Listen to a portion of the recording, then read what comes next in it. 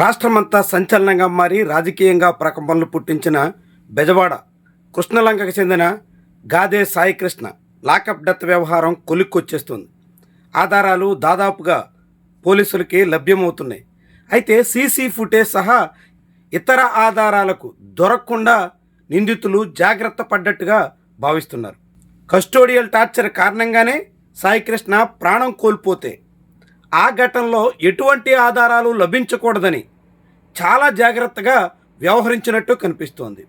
అయినప్పటికీ తాజాగా దర్యాప్తులో అనేక కీలకమైన అంశాలు వెలుగులోకి వస్తున్నాయి.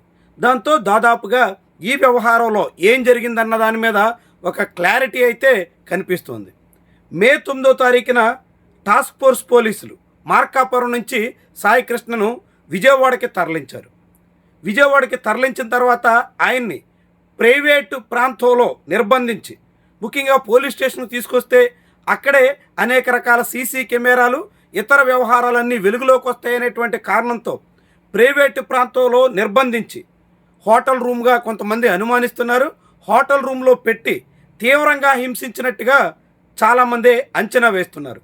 ఆ తర్వాత పోలీస్ స్టేషన్కి తీసుకొచ్చి కూడా అదే తీరున ట్రీట్మెంట్ ఇవ్వడంతో ప్రాణాలు కోల్పోయినట్టుగా భావిస్తున్నారు. దాంతో మే నెల 23వ తారీఖున విజయవాడ పండిట్ నెహ్రూ బస్టాండ్ సమీపంలోనే ఆ మృతదేహాన్ని పడిచేయడం, అక్కడి నుంచి ఆ మృతదేహాన్ని కృష్ణలంకలో ఉన్న శ్మశానానికి తరలించడం, ఆ క్రమంలో అది ఒక అనాథ శవం అక్కడ దొరికిందన్నట్టుగా అనాథ శవం దహన క్రియలకి నేరుగా సిఐ నాగరాజే అనుమతి ఇచ్చినట్టుగా చెబుతున్నారు. అలా పోలీసుల చేతిలోనే ప్రాణాలు కోల్పోయినటువంటి నిందితుడిని అనుమానాస్పద మృతదేహంగా చిత్రీకరించి ఆ మృతదేహాన్ని కృష్ణలంకకు తరలించి కృష్ణలంక శ్మశానంలో ఉన్నటువంటి రికార్డుల్లో అనుమానాస్పద మృతదేహంగా పేర్కొంటూ మే 23, 24 తారీఖుల్లో ఇలాంటి మృతదేహాలు 4 వస్తే అందులో ఒకటి సాయికృష్ణదిగా అనుమానిస్తున్నారు.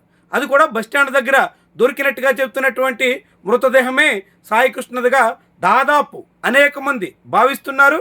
ఆ క్రమంలోనే 25వ తారీఖున సాయికృష్ణ మృతదేహానికి అంత్యక్రియలు కూడా చేసేసినట్టుగా ఇప్పుడు లభిస్తున్న ఆధారాలు బట్టి అధికారిక సమాచారాన్ని బట్టి కృష్ణలంక శ్మశానంలో రికార్డులు ఆధారంగా వెల్లడవుతుంది.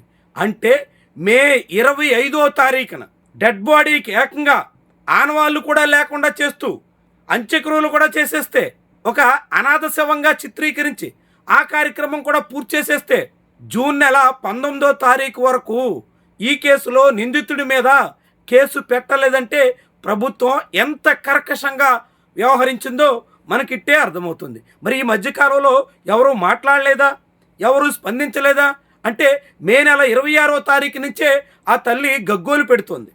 ఆ తల్లి రోడ్డెక్కి కన్నీరు మున్నీరుగా విలపిస్తోంది. బెజవాడ అడ్వకేట్స్ తీవ్రమైనటువంటి స్థాయిలో ఈ వ్యవహారాన్ని కోర్టుల చుట్టూ తిప్పుతూ న్యాయ పోరాటం చేశారు. జనసేన పార్టీ నేతల దగ్గరికి ఈ విషయం మీద వెళ్ళి మొరపెట్టుకున్నారు.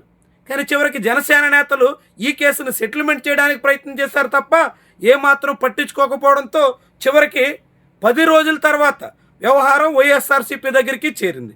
వైఎస్ఆర్సీపీ నేతలు స్పందించడం, నేరుగా జూన్ 18వ తారీఖున జగన్మోహన్ రెడ్డి కృష్ణలంకలో మృతుడు సాయికృష్ణ తల్లి విజయలక్ష్మిని పరామర్శించడం, ఆ తర్వాత చకచక కేసు ఎఫ్ఐఆర్ నమోదు దగ్గర నుంచి బాధిత కుటుంబంతో చంద్రబాబు భేటీ కావడం వరకు ఇవన్నీ జరిగినట్టుగా తాజాగా మొత్తం వ్యవహారం అంతా తేట తెల్లమవుతుంది.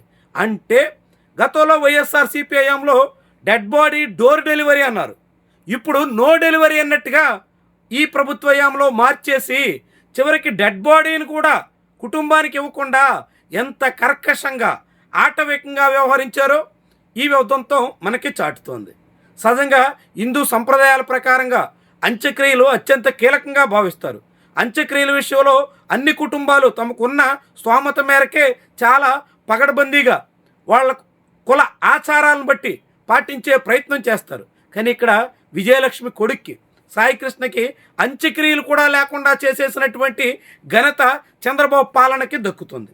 చంద్రబాబు ముఖ్యమంత్రిగా ఉండగా ఆయన ఆశీస్సులతో విజయవాడ సిపిగా పనిచేస్తున్నటువంటి రాజశేఖర బాబు నేతృత్వంలోనే ఇదంతా జరిగింది అన్నది ఇప్పుడు విపక్షం వాదన. సిపికి సమాచారం లేకుండా ఇంత పెద్ద కార్యక్రమం నిర్వహించే అవకాశం సిఐ స్థాయిలో జరిగే ఛాన్స్ లేదు. కాబట్టి ఇదంతా పక్కాగా పోలీస్ యంత్రాంగం మొత్తం ప్లాన్ చేసి ప్రభుత్వానికి కూడా సమాచారం ఇచ్చి ఎవ్వరికి గుట్టు చప్పుడు కాకుండా మొత్తం కథ ముగించేయాలి అనే ప్రయత్నం చేసినట్టుగా చాలామంది అంచనా వేస్తున్నారు. ఇప్పుడు వెల్లడవుతున్నటువంటి ఆధారాలను బట్టి కృష్ణలంక శ్మశానంలోనే సాయికృష్ణ దహన సంస్కారాలన్నీ కూడా పూర్తి చేసేసినట్టుగా వెల్లడవుతుంది. అనాథ శవం అనే ముసిగేసి ఈ మొత్తం కార్యక్రమాన్ని సిఐ నాగరాజు అనుమతించి పూర్తి చేయించేసినట్టుగా భావిస్తున్నారు. దాంతో ఇప్పుడు ఈ వ్యవహారంలో 29వ తారీఖున habeas corpus petition AP high court ముందుకు విచారణకు రాబోతుంది. ఈ తరుణంలో ఇప్పుడు లభిస్తున్నటువంటి ఆధారాలను బట్టి నిజంగానే సాయికృష్ణని లాకప్ డెత్ చేసేసినట్టుగా, కస్టోడియల్ టార్చర్తోనే అతను ప్రాణాలు కోల్పోయినట్టుగా అంగీకరిస్తారా? కాకుంటే అతను స్టేషన్ బయటికి వెళ్ళి ఎక్కడో గుర్తు తెలియనటువంటి ప్రాంతంలో ఏదో ఢీకొట్టో ఇంకేదో జరిగో ప్రాణాలు కోల్పోయాడు అనేటట్టుగా చిత్రీకరించి ఈ మొత్తం కథను మసిపూసి మారేడికాయ చేసే ప్రయత్నం చేస్తారా అనేటువంటి అనుమానాలు కూడా చాలా మందిలో వ్యక్తమవుతున్నాయి. ఎందుకంటే ఈ కేసులో నాగరాజు మీద ఎఫ్ఐఆర్ నమోదయ్యి దాదాపు 2 రోజులు గడుస్తున్నా ఇప్పటి వరకు నాగరాజు అరెస్టు కోసం ఈ ప్రభుత్వం ఏ కోసానా ప్రయత్నం చేస్తున్న దాఖలాలు లేవు. అంటే ఈ కేసులో ఆఖరికి నిందితుడిగా పేర్కొన్నటువంటి ఒకే ఒక్క పోలీసు అధికారి మీద కూడా చర్యలకి సిద్ధం కావట్లేదా అనేటువంటి సందేహం వస్తుంది.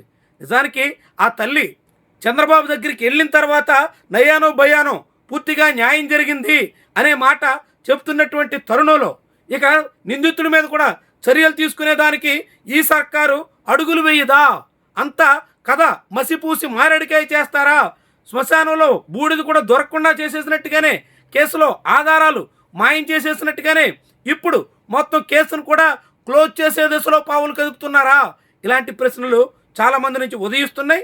ఈ తరుణంలో ఈ కేసులో ఎలాంటి పరిణామాలు ఇంకా ముందు జరగబోతున్నాయన్నది కీలకం. ప్రస్తుతానికైతే కేసు చాలా క్లారిటీకి అయితే వచ్చేయచ్చు.